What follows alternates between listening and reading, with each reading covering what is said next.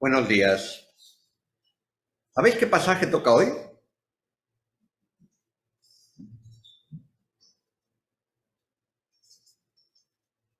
Toca Filipenses, sí, pero ¿sabéis qué pasaje toca hoy? Hoy toca el capítulo 4. Filipenses capítulo 4, que no lo vamos a ver todo, esto es para ir tomando más o menos parte por parte, pero vamos a proceder a la lectura y luego continuaremos, porque tiene mucho que ver con lo que vimos anteriormente y con lo que va a desarrollar el apóstol ahora, y con lo que se ha introducido la reunión al principio. Vamos a leer Filipenses capítulo 4, de los versículos, hoy no os quejaréis, hoy tenemos solamente 7 versículos, del 1 al 7. Dice lo siguiente: así que, hermanos míos, amados y deseados, gozo y corona mía, estad así firmes en el Señor, amados. Ruego a Evodia y a Síntique que sean de un mismo sentir en el Señor. Asimismo te ruego también a ti, compañero fiel, que ayudes a estas que combatieron juntamente conmigo en el Evangelio, con Clemente también, y los demás colaboradores míos, cuyos nombres están en el libro de la vida. Regocijaos en el Señor siempre. Otra vez digo, regocijaos. Vuestra gentileza sea conocida de todos los hombres. El Señor está cerca. Por nada estéis afanosos, sino sean conocidas vuestras peticiones delante de Dios en toda oración y ruego con acción de gracias, y la paz de Dios, que sobrepasa todo entendimiento, guardará vuestros corazones y vuestros pensamientos en Cristo Jesús. Vamos a orar un momento. Padre, en tus manos encomendamos este tiempo, para que seas tú quien nos hable a través de este pasaje, Señor, y que podamos recibirlo y podamos también ponerlo en práctica, sabiendo cómo eres tú un Dios que no solamente nos muestra profundidades, sino que también nos muestra cómo debemos de vivir de una manera que sea evidente. Señor, en tus manos encomendamos estos momentos en el nombre del Señor Jesús. Amén. Yo os hacía la pregunta si sabíais qué pasaje tocaba, porque, bueno, a veces es complicado cuando toca de Pascuas en Ramos, ¿no? De que te toca un día y luego hasta el mes siguiente o dentro de 2 meses entonces pierdes un poquito el hilo. Y los predicadores tenemos que hacer un esfuerzo de traer un poco lo que se dijo anteriormente para que no sea esto. Principalmente porque las cartas, los pasajes de la Biblia no tienen estas separaciones. Los capítulos y versículos fueron algo añadido por los editores de la Biblia para que fuese más fácil de buscar. E incluso los titulillos, como dice Francisco, muchas veces el titulillo que tenemos aquí fueron puestos adicionales como resumen. Muchas veces, unas veces aciertan y otras no tanto. Pero es más que curioso que comience este capítulo con un así que, porque tal vez los editores de la Biblia en su momento debieron atender un poquito al texto y probablemente este versículo hubiese estado en el texto anterior, porque es una conclusión de lo que ha dicho anteriormente. Así que, ¿y qué veíamos en el capítulo anterior? Entre todas las cosas que esto, sobre todo, enlaza con el versículo 21 del capítulo 3. ¿Qué veíamos en el capítulo 3? Lo leemos. El cual transformará, el Señor Jesucristo, transformará el cuerpo de la humillación nuestra para que sea semejante al cuerpo de la gloria suya, por el poder con el cual puede también sujetar a sí mismo todas las cosas. Y aquí veíamos, hermanos, sobre todo esta última frase en la cual veíamos el poder que nuestra hermana Pili me lo comentaba según acabé la última vez, del poder oculto de la cruz. Esto que Dios puede sustentar con ello todas las cosas, pero cuando Cristo murió en la cruz, su poder no dejó de estar manifiesto, no dejó de funcionar. El sol se ocultó. Al día siguiente volvió a salir. Como si no hubiese pasado nada, pero sí había pasado. Había muerto, había dado su vida el Hijo de Dios. Ni siquiera Dios manifestó su ira. Todo seguía siendo sustentado, todo el universo seguía siendo sustentado por el poder de Dios. Y Dios dice, mirad, vuestro cuerpo, Dios transformará nuestro cuerpo, el cuerpo de la humillación nuestra, semejante al cuerpo de la gloria suya, porque por este mismo poder, señores, que fue manifestado en la cruz del Calvario. Y Pablo llega, dice, así que... Y esto lo digo porque enlaza y también porque introduce lo siguiente. Porque Pablo da una conclusión práctica. ¿Cuál es? Firmeza. ¿Verdad? Así que, hermanos míos amados y deseados, gozo y corona mía, estad así firmes en el Señor. Literalmente dice, puestos en pie en el Señor. Este es el propósito, firmeza. Y esto nos advierte de que muchas veces podemos quedarnos en las profundidades teológicas. ¿Está mal? No está mal. A mí personalmente también me gustan las profundidades teológicas o con las experiencias personales de donde no deseamos salir. Les pasó a los 3 discípulos allí en el monte de la transfiguración. ¿Recordáis la escena? Estaban allí con el Señor Jesús, una nube cubrió aquella montaña, cosa normal. El cambio lo vivimos Loida y yo en nuestra luna de miel, por ejemplo, en Gran Canaria. Que subimos a una de las montañas de allí y el contraste era tremendo. En la playa, todo el mundo en pantalón corto o sin camiseta, bañándose en el mar, con un calor que te mueres. Subimos arriba y subimos igual que estábamos en la playa, pasamos frío, una neblina, una diferencia de temperatura, un contraste tal. Bueno, pues un poco lo que les pasó a los discípulos en aquellos momentos fue eso, una nube los cubrió. Porque habían visto a Jesús con Moisés a un lado, con Elías al otro, que hablaban de cómo tenía que subir a Jerusalén. No se nos dice más del contenido de la conversación, y los 3 que estaban allí se reconocieron a aquellos 2 personajes y empezaron a hablar. Pedro fue el que tenía la voz cantante, pero los otros 2 discípulos también dijeron lo mismo. Esto nos lo relatan los otros pasajes paralelos. Dijeron, mira, vamos a hacer una enramada, vamos a hacer una cabaña, como a veces hacemos los que venimos del campo y nos gusta hacer cabañas ahí cuando éramos más jóvenes,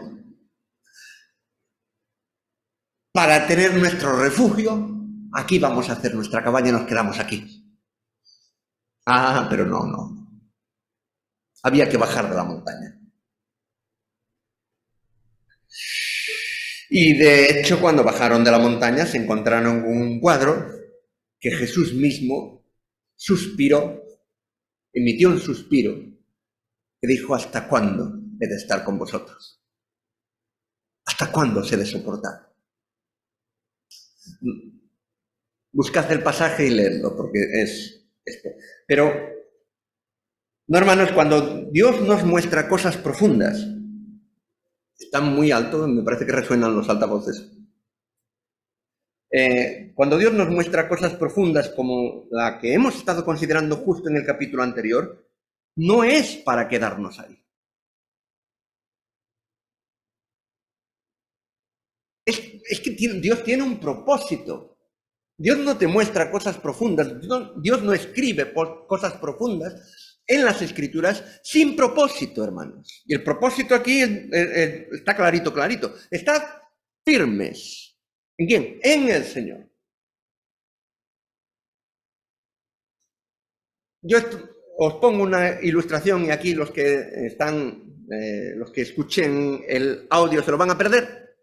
Pero esto lo pongo muchas veces con unos hermanos que practican, son profesores y seleccionadores nacionales a nivel de España de Tai Chi. El Tai Chi es un arte marcial, ¿vale? Entonces, ellos te enseñan unos ejercicios, yo lo hago muy mal, no me sigáis a mí, pero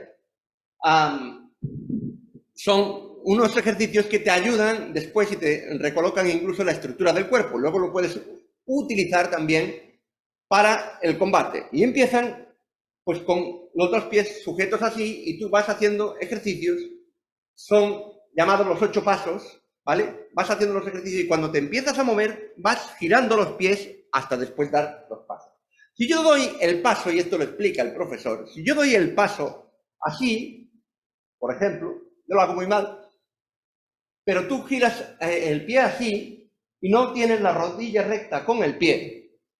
Esto no es estar firme, porque te dan un golpe en la rodilla y te rompen la rodilla. Tienes que tener el pie recto con la rodilla y entonces tú puedes resistir el golpe, tú puedes recoger, digamos, la energía. Esto es una ilustración. Y el apóstol, cuando estaba hablando de estar firmes, había un contexto en el cual también los soldados romanos practicaban la firmeza, entrenaban muy duro, porque cuando había batalla, una de las cosas que has de hacer y si no la entrenas, no te sale en el campo de batalla, es la firmeza. Y Dios escribe mostrándonos, hermanos, la bendita esperanza que tenemos de que nuestro cuerpo, tu cuerpo y el mío, va a ser transformado, dice, con el mismo poder que sostuvo el universo cuando Cristo dio su vida en la cruz del Calvario, lo va a transformar, nuestra humillación la va a transformar semejante al cuerpo de su gloria. Y esto es para estar firmes. Esto es para manifestar seguridad, para tomar esta seguridad que da, para estar firmes ¿en quién? En nosotros, no, evidentemente. Dice estar firmes en el Señor.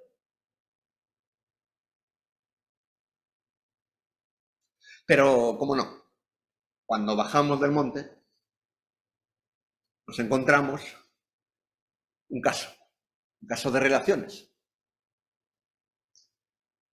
Caso de relaciones en la iglesia que hemos de notar que el apóstol no nos deja saber qué ocurría exactamente entre estas dos hermanas. Cosa que a nosotros, especialmente en España, nos gusta. Si no, no habría tantos programas de cotilleo ahí en la televisión, que yo no veo, pero que me duele la cabeza. Solamente de alguna vez que estoy a lo mejor pues cortándome el pelo y tienen puesta ahí el caso y están ahí, traca, traca, que es el otro disco, que es el otro. Y no te duele la cabeza ahí de tanto darle. Y curiosamente el apóstol no nos muestra qué ocurría entre estas dos hermanas, no lo sabemos. Tal vez nos gustaría saberlo, pero seguro que era de sobras conocida, esta situación era de sobras conocido por los receptores de la carta. Pero nosotros no conocemos esos detalles. Y sorprendentemente me he encontrado con muchas traducciones que traducen de una manera que se ve reducido el sentido o la fuerza con la que Pablo trata este asunto. Muchas traducciones, como aquí la Reina Valera, ruego a Evodia y a Síntico. Probablemente queriendo hacer más agradable el lenguaje. Después están la gran mayoría de traducciones que dicen sentir, aquí, que sean del mismo sentir. Otras que dicen que se pongan de acuerdo. Otras que dicen que vivan en armonía. Hasta otras que dicen que sean de un mismo pensar. probablemente tomando las palabras que hemos visto en el capítulo anterior, pero, hermanos, es mucho más profundo y mucho más aleccionador si lo vemos más literalmente, como pone un interlineal que transcribo ahora. Abro comillas. A Evodia estoy exhortando y a Síntique estoy exhortando lo mismo. Estar pensando en Señor. Repito. A Evodia estoy exhortando y a Síntique estoy exhortando es lo mismo. Estar pensando en Señor. Y como vemos aquí, por ejemplo, en Reina Valera, vemos que pone un ruego. Y en otras, incluso es más sorprendente, porque hacen lanzan el mensaje a las dos, y en una dice ruego y en otra dice exhorto. Pues no. A Evodia estoy exhortando y a Síntique estoy exhortando lo mismo. Por si no deja lugar a dudas, estoy exhortando lo mismo. Estar pensando en Señor. Es claro el texto. A las dos les dice lo mismo. Y a cada una.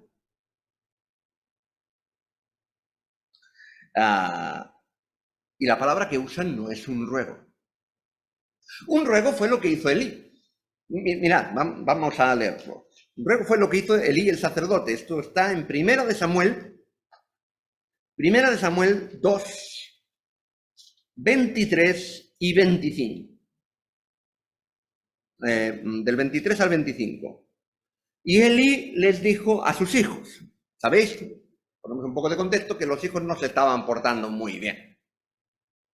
Pero no se estaban portando muy bien en el sentido de que tuvieran rabieta, ¿no? Y sus hijos no eran, aunque dice jóvenes, eran notorio a todos y no eran jóvenes en el sentido, eran más jóvenes que Elí, evidentemente, porque era su padre, pero eran adultos.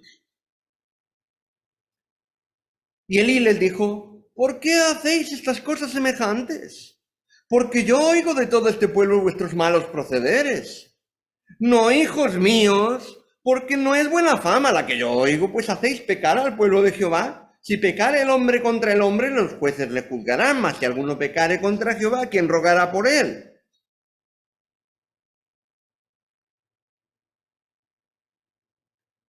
Vamos a leer en el capítulo 3 de este mismo libro y versículo 13, lo que dice Dios. Y le mostraré, esto está hablando Dios con Samuel, para que le transmita el mensaje a Elí, que ya se lo había transmitido por medio de otro profeta. Y le mostraré a Elí que yo juzgaré su casa para siempre por la iniquidad que él sabe, porque sus hijos han blasfemado a Dios, y ahora escuchad bien, y él no los ha estorbado. Mira que le salió el ruego. Esto es rogar. Lo que hizo Elí fue rogarles. Pero volvamos a nuestro pasaje. Pablo no ruega, exhorta. Y aunque pueden estar incluidos los ruegos en una exhortación, es más que eso. Es una demanda de acción o una incitación, una demanda de acción o respuesta a hacer o a dejar de hacer algo. Y esto según el diccionario. Y se lo dice a las dos.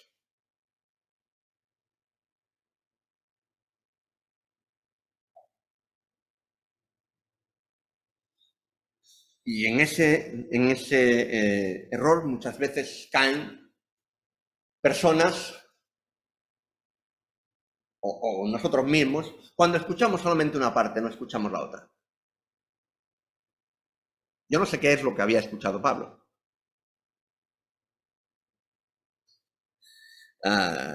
Probablemente Epafrodito, que había ido a la cárcel, recordamos, a interesarse por Pablo, había incluso corrido riesgo con su propia vida de entrar a un sitio que no era muy sano que digamos.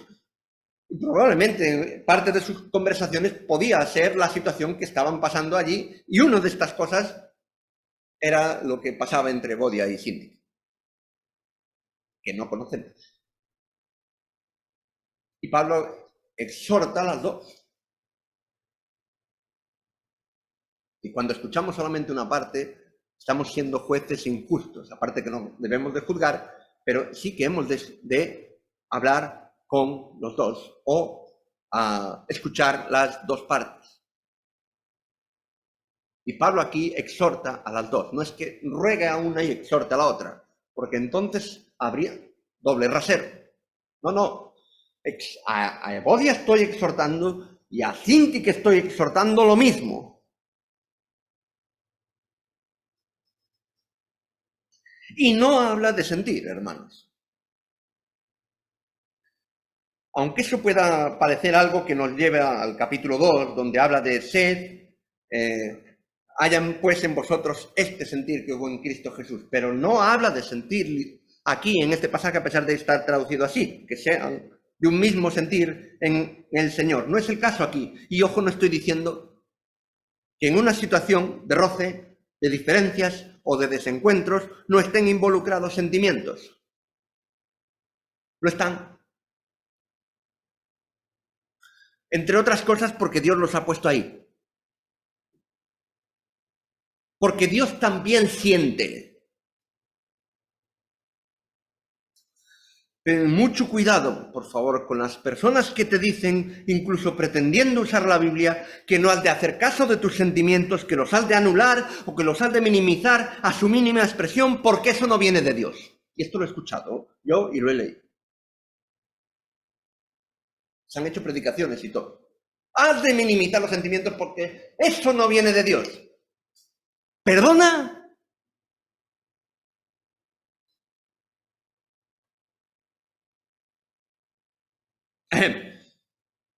No es eso lo que sale aquí.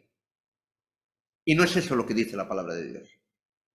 Lo que sí nos enseña el Creador es a gestionar nuestros sentimientos para que no sea algo dominante. Pablo escribe a los Corintios, todas las cosas me son lícitas, pero no todas convienen, ¿verdad? Todas las cosas me son lícitas, mas yo no me dejaré dominar de ninguna. Nadie puede evitar que sientas cosas. O que te sientas, no sé, todos tenemos sentimientos y quien intente negar eso, niega una cosa que es evidente, que Dios ha puesto ahí. Y bueno, en fin, hay ríos de tinta en este sentido, incluso hay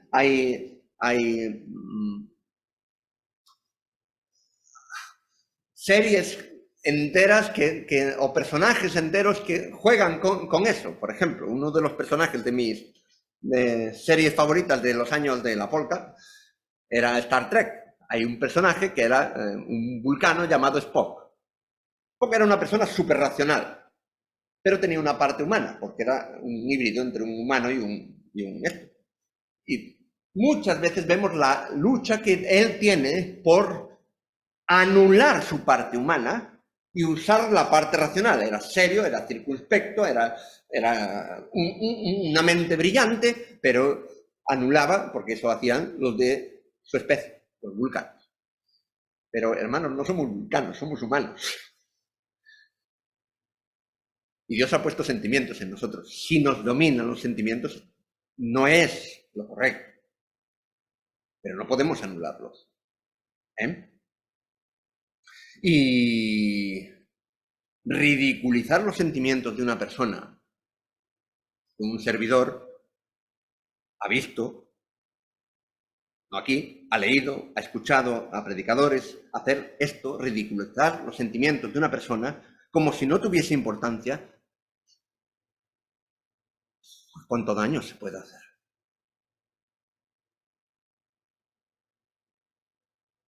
Pero no es de sentimientos de lo que habla aquí. Ni siquiera se trata de pensar lo mismo como traduce alguna versión. es algo mucho más alto que esto. A lo que exhorta, que es firme, pero cargado de cariño, y esto es un equilibrio perfecto.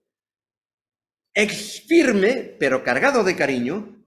El apóstol a estas dos hermanas es a hacer un ejercicio decidido de pensar en el Señor.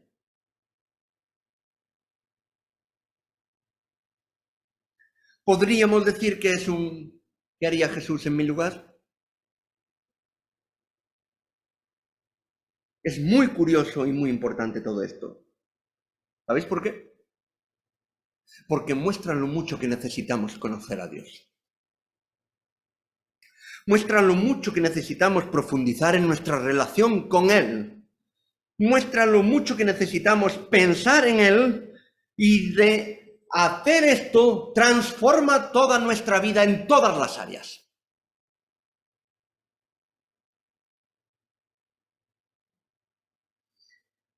Ni siquiera será un problema no pensar de la misma manera en todo. Es imposible pensar de la misma manera en todo. No somos fotocopias. Ni siquiera los hermanos gemelos, si yo conozco a unos cuantos, no porque tenga más conocimiento que vosotros, pero yo veía a dos hermanos gemelos, que los conocéis, que estuvieron en nuestra boda, algunos de vosotros, que eran, los conocí desde que nacieron.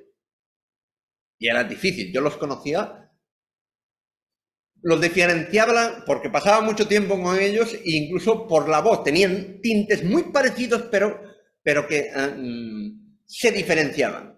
Solamente se diferenciaban por una peca en la frente. Uno de ellos la tenía, el otro no, pero era muy difícil, tenías que pararte a observar. Pero luego, según iban creciendo, tenían sus diferencias, a pesar de ser tan semejantes en su cuerpo. Y nosotros no somos fotocopias, hermanos. Pero eso no es un impedimento para llevar las relaciones como Dios quiere. No debería de ser.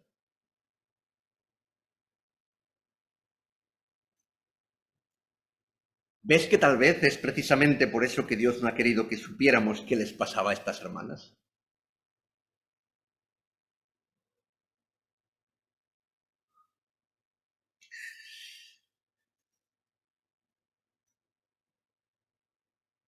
Versículo 3. El giro que da el apóstol aquí, no vamos a incidir más con Evodia y Sintique porque no sabemos más, y quien quiera especular, pues que especule, pero no dice nada más el apóstol. Pero el giro que da el apóstol aquí es sorprendente, y más cuando recordamos que esta carta estaba destinada a toda una iglesia. Y hago paréntesis, un conjunto de personas, no es un edificio. Espero que lo tengamos claro a estas alturas ya. Una iglesia no es un edificio. El local de aquí es un instrumento, pero no es la iglesia. La iglesia somos tú y yo y todos los demás. Y el apóstol estaba escribiendo esta carta a la iglesia. Y aquí particulariza: asimismo te ruego también a ti. Y aquí sí que ruega o pide. ¿Quién es este a quien se dirige? ¿A quién se dirige el apóstol? Porque está escribiendo a una iglesia y dice: asimismo te ruego también a ti. Mandé.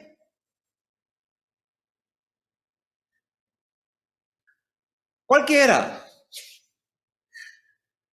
Lo que sí manifiesta con eso el apóstol es que cuando hay una situación así, no concibe, y Dios no concibe, por eso ha quedado registrado así, no concibe el estarse quieto como una opción.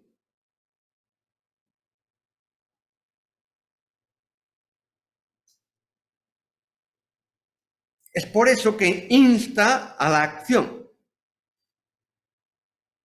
Pero no es mi problema, no va conmigo, lo tienen que arreglar ellas. ¿Nos suenan estas palabras? ¿O me da igual?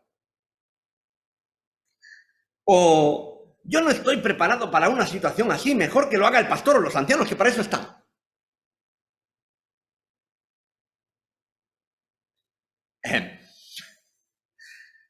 Pues mira tú, no es eso lo que se desprende aquí. Porque el apóstol hubiera podido escribir especialmente a los ancianos, pero no lo dice. Podría haber hecho un inciso. De hecho, otras veces lo dice. De hecho, otras veces convocó una reunión antes de ir a Jerusalén. Recordamos allí en Hechos capítulo 20 a los ancianos de Éfeso y los llamó y les habló claro, entre muchas cosas que les dijo, les manifestó su carga acerca de lo que venía en el futuro. Les advirtió, señores, tienen ustedes una responsabilidad. Y esto lo hizo el apóstol, pero aquí no lo hace. Asimismo, te ruego también a ti.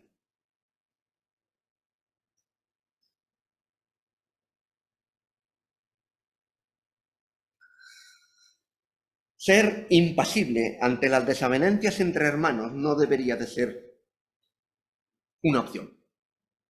Y hermanos, somos especialistas en huir de conflictos o situaciones desagradables. Porque no gusta, por eso son desagradables.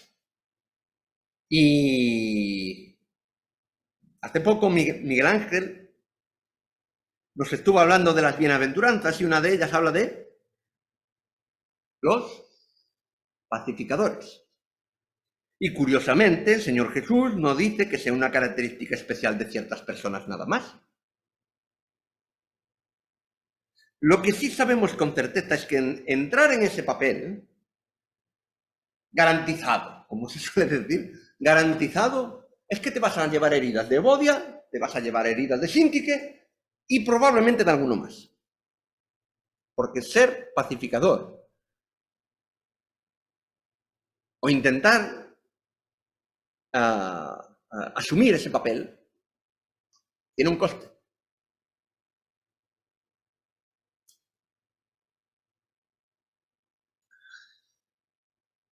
No. Fijémonos que Pablo pone en valor a estas dos personas junto con otros, rematando con que sus nombres, cuyos nombres están escritos, están en el libro de la vida. Es decir, hay un reconocimiento y una valoración de estas personas que sabemos que colaboraron con el apóstol y que tampoco sabemos de qué manera.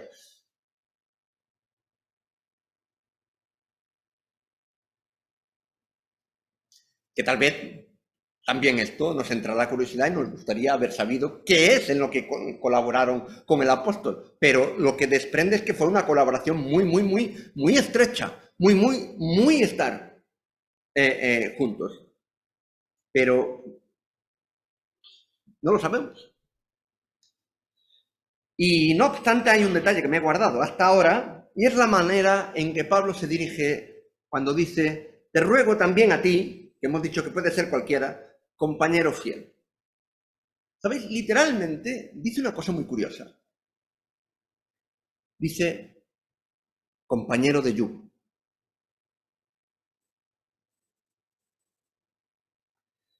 Y eso, hermanos, no debemos de perderlo de vista cuando miramos a los demás cristianos, sean como sean, piensen como piensen.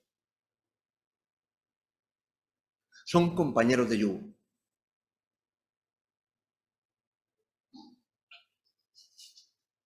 Ahora escuchad bien lo que voy a leer a continuación.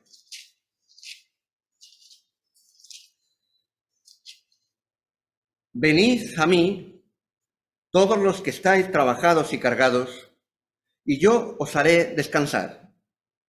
Llevad mi yugo sobre vosotros y aprended de mí, que soy manso y humilde de corazón, y hallaréis descanso para vuestras almas, porque mi yugo es fácil y mi ligera mi carga. ¿Quién pone el yugo? El Señor. Y estas palabras cobran mayor importancia si recordamos que muy probablemente, de hecho era costumbre, Jesús trabajó en la carpintería de José. Y hubiera podido poner un letrero, porque hacer yugos era una ciencia, como todos los oficios, tienen su ciencia. Pero hubiera podido Jesús poner un letrero diciendo, mis yugos ajustan bien.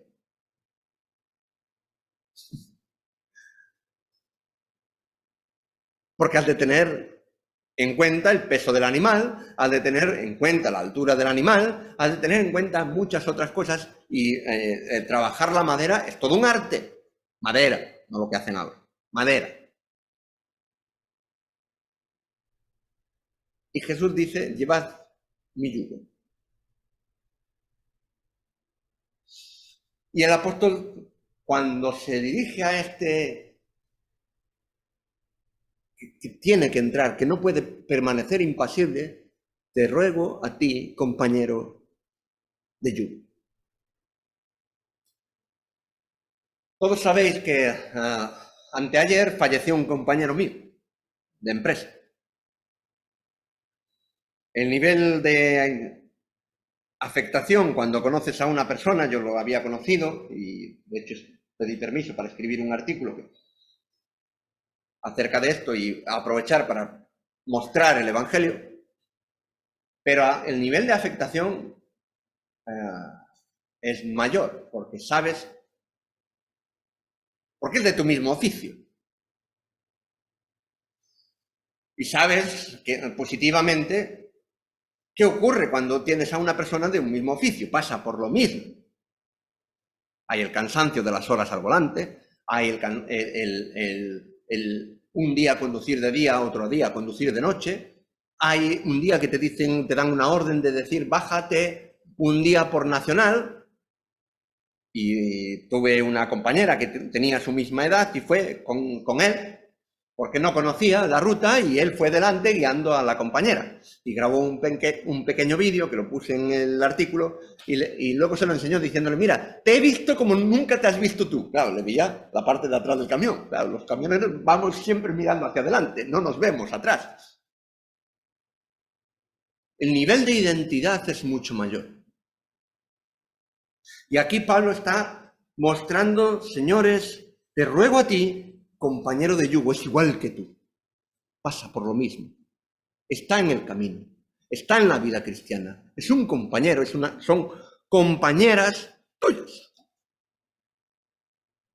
Y muchas veces perdemos esto de vista.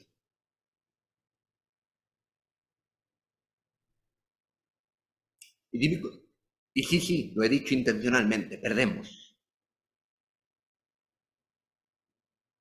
Lo perdemos de vista. Y déjame darte un último detalle.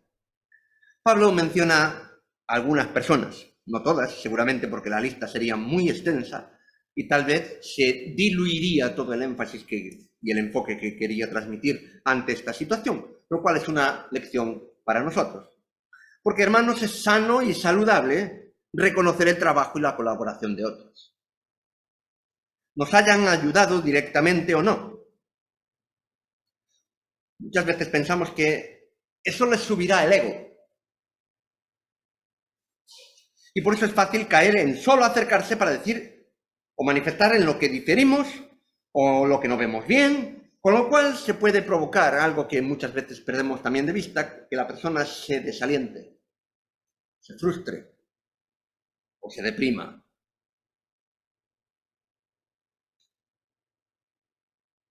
Cuando leemos allí en Hebreos 11, sabéis que es mi libro favorito, y leemos la lista de los héroes de la fe, que Dios llama y escribe de ellos por nombre, nos damos cuenta de que Él nos cuida, Él nos fortalece, Él nos anima, Él nos reconoce. Y os voy a hacer una pregunta muy directa. ¿Esto es solo trabajo de Dios?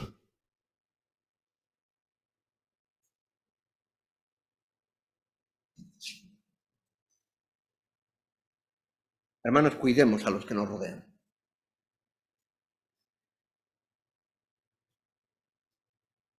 Versículo 4.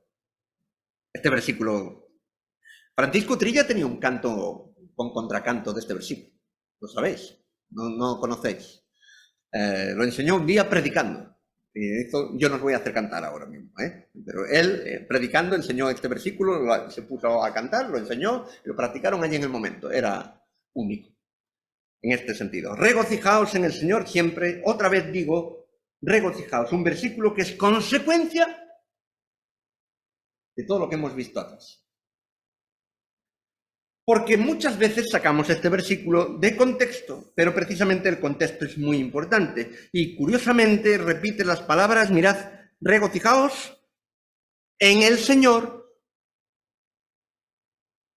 estar firmes en el Señor, pensar en el Señor, Evodia y Síntique, regocijaos en el Señor. Siempre. Esa es la clave. Y no voy a hacer más comentarios sobre esto. Versículo 5. Vuestra gentileza sea conocida de todos los hombres. Y aquí hay varias traducciones que pueden aportarnos luz. Aquí vemos en la Reina Valera del 60, vuestra gentileza. Reina Valera revisión del 77 traduce mesura. La Nueva Versión Internacional traduce amabilidad. Uno de los interlineales que he consultado traduce condescendencia. Diversos aspectos que engloban lo mismo. Un mismo punto, que a veces pasamos por alto en nuestra vida diaria. Las otras personas que están a nuestro alrededor nos observan y somos conocidos más por lo que hacemos que por lo que decimos.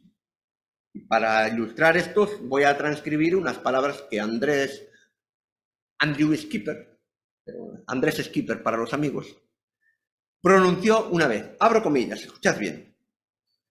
Desengañémonos. La gran mayoría de las personas que nos rodean no entrará en una iglesia. Puede que algunos sí, pero lo normal es que no. La gran mayoría no va a leer una Biblia, no es lo normal. ¿Sabes cuál es la Biblia que van a leer? Tu vida y la mía. Van a ver si lo que decimos está en consonancia con lo que hacemos. Van a ver si de verdad Dios funciona. Van a ver si transforma de verdad o solamente son palabras bonitas. Tú eres la Biblia para las personas que te rodean. Cierro comillas.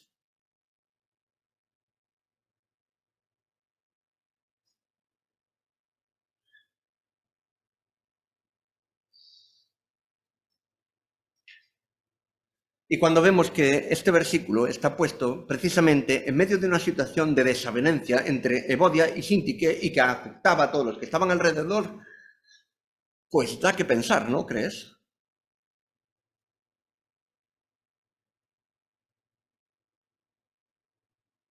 Porque es precisamente ahí donde las personas a nuestro alrededor nos ven.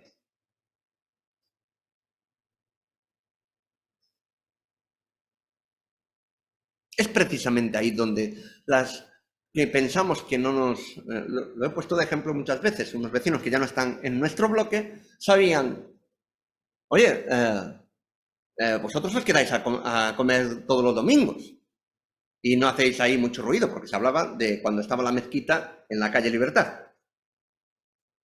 Yo nunca había visto a estos vecinos pasar por delante del local. ¿Cómo lo sabían? Pero sabían que nos quedábamos a comer todos los domingos, que nos quedamos a comer todos los domingos. ¿Cómo lo sabían ellos? Y no me lo dijeron como una suposición, no, que lo sabían certeramente. ¿Cómo se te queda el cuerpo?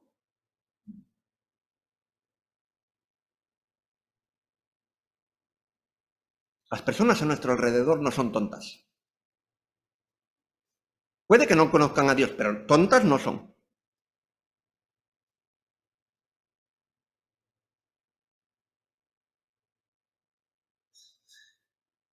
Os pongo una anécdota que esto ocurrió realmente. Se subió un predicador a un autobús, no aquí, en Estados Unidos, no recuerdo la ciudad, pero se subió al autobús.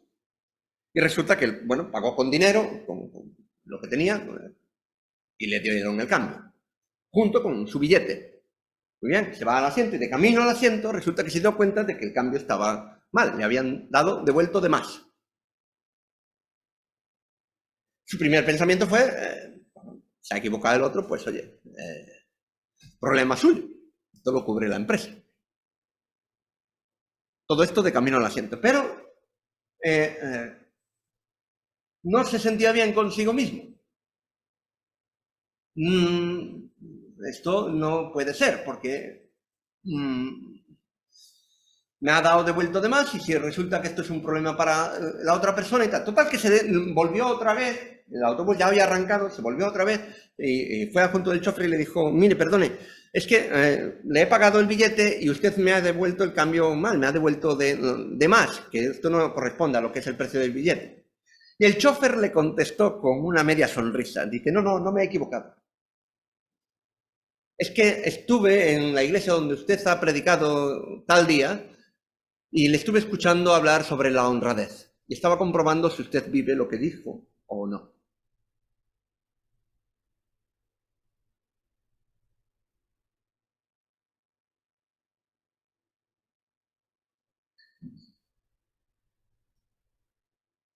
Versículo 6. También aquí hay diferentes aspectos a la hora de traducir. Unas versiones dicen, por nada estéis afanosos. Otras dicen, por nada os inquietéis. Otras dicen, por nada estéis ansiosos. La idea es la misma. La idea es algo que nos altera y nos perturba de una manera que en unos se manifiesta de una manera evidente y en otros lo llevan por dentro. Como se suele decir aquí en España, la procesión va por dentro. No lo manifiestas externamente, pero por dentro sí. La manera de contrarrestar esto es precisamente, mirad, como dice, sean conocidas vuestras peticiones delante de Dios en toda oración y ruego con acción de gracias. Y sí, la idea primordial es que Dios conoce o conozca nuestras peticiones más íntimas. Es cierto. Pero justamente, otra vez, sale el contexto que estamos considerando, es iluminador, que para contrarrestar esta inquietud es haciéndola visible. Porque, recordamos, está escribiendo a una iglesia, está escribiendo en medio de una situación que ha puesto ruego una situación de desavenencia, que afecta a los demás. Y curiosamente el apóstol dice, sean conocidas vuestras peticiones. Por Dios, sí, claro, evidentemente, por Dios, hacemos de manifestar. Es que Dios ya conoce nuestras peticiones antes incluso de que salgan por nuestra boca. Y en esto somos especialmente escapistas los varones. Somos capaces de hablar e incluso de orar por nuestras cosas que son evidentes, que no las podemos esconder, por eso podemos orar. Pero no decimos lo que de verdad nos inquieta porque eso nos hace vulnerables, eso pensamos. Tal vez pensamos que nos pueden llegar a hacer menos válidos a los ojos de los demás. Y esto personalmente me hace mucha pupa, porque a mí tampoco me gusta. Es decir, yo soy capaz de pedir oración e incluso capaz de interceder por la necesidad de otra persona con la intención de que esta persona se vea ayudada. A mí no me importa interceder por los demás, incluso de hablar y mover cielo y tierra, humanamente hablando, ¿entenderme? De interceder por una persona. No me importa. Cuando es por otro, no me importa. Manifestar lo mío es otro tema. Me resisto a hablar de cómo estoy, o lo que me inquieta, para presentar a Dios en oración cuando estamos reunidos.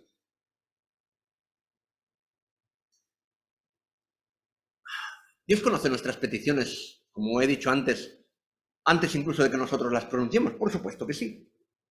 ¿Y los demás?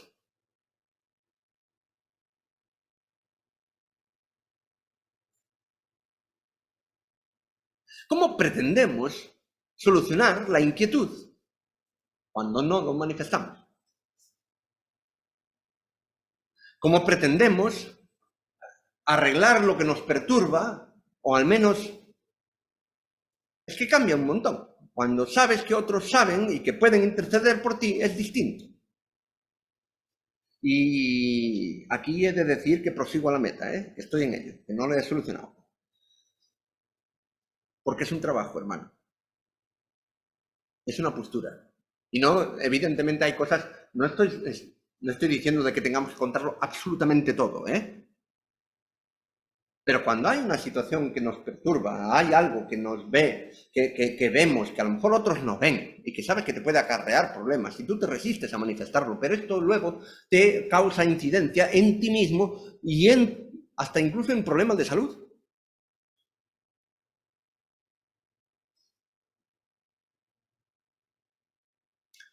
Y tal vez nos resistimos a manifestar eso porque tenemos miedo de que otras personas no nos entiendan. Y puede ser que no nos entiendan. Puede ser. A veces le he dicho a Loida, incluso me resisto a veces, para que os hagáis una idea, porque no estoy apuntando a nadie, incluso me resisto a veces a decirle algo. Lo que pasa es que ella me conoce mucho, ¿sabes? Son 18 años ya nos conocemos, ya hemos pasado ya tal. Me dice, ¿tú qué te pasa?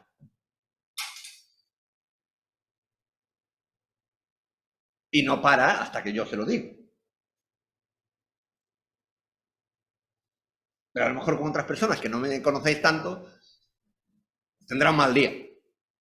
Pero Loida no para. En ese sentido, te pone una compañera al lado que te conoce y sabe de tal. Y a veces le he llegado a decir, ojalá no tuviese tanta visión acerca de cosas que ocurren en la iglesia, en el mundo, de esto. A veces acarrea conflicto. Pero estoy en ello, Y como no, Dios no da puntada sin hilo para darnos en el versículo 7 la promesa de que la paz con mayúscula en todas las letras de Dios, que sobrepasa todo entendimiento, guardará vuestros corazones y vuestros pensamientos. ¿Veis qué importante es la mente?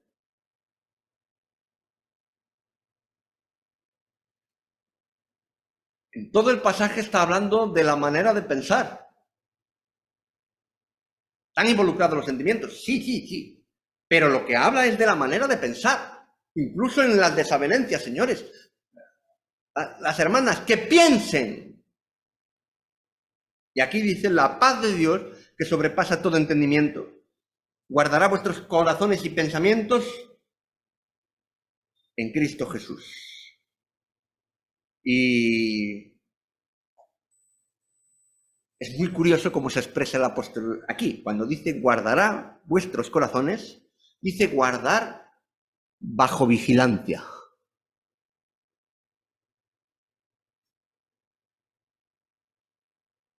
Es decir, Dios no se toma a la ligera tu mente y la mía. Dios no se toma a la ligera lo que tú puedes llegar a pensar o a sentir. Dios está muy atento y Él lo que quiere es guardarte a ti, guardar tu mente, guardar tu corazón, guardar tus sentimientos, guardarlos, los guarda bajo vigilancia, Él está atento, no te pienses. Porque nos conoce mucho mejor que nosotros a nosotros mismos. Y Él da la paz que sobrepasa todo entendimiento. Y no quiere decir el estado zen. Como si nada ocurriese a nuestro alrededor, tú estás ahí como medio levitando. No es eso. No quiere decir que no te afecten las cosas alrededor. Te afectan y te seguirán afectando. Nos afectan, de hecho. Pretender negarlo es una estupidez. Pero tú puedes estar con todo alrededor, incluso no entender nada de lo que está ocurriendo y estar en paz, en la paz de Dios. Y dice, guardará vuestros corazones y vuestros pensamientos en Cristo Jesús. ¿Solamente en el Señor Jesús? De eso hablaremos la próxima vez. Lo voy a dejar ahí. ¿Bien? Pero,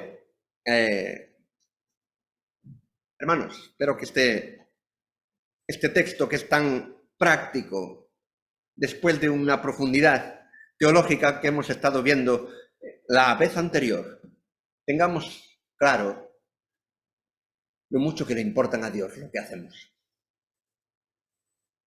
Nuestras situaciones, lo que vivimos, a Dios le importa mucho,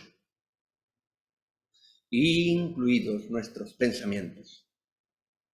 Nuestra mente, nuestra manera de procesar las cosas, a Dios le importa y trabaja en ello, no para de trabajar. Y quiere que nosotros también aprendamos a vivir, porque eso es manifiesto a todos los que nos rodean. No voy a añadir más, porque si no, ya sabéis que tengo tendencia a alargarme.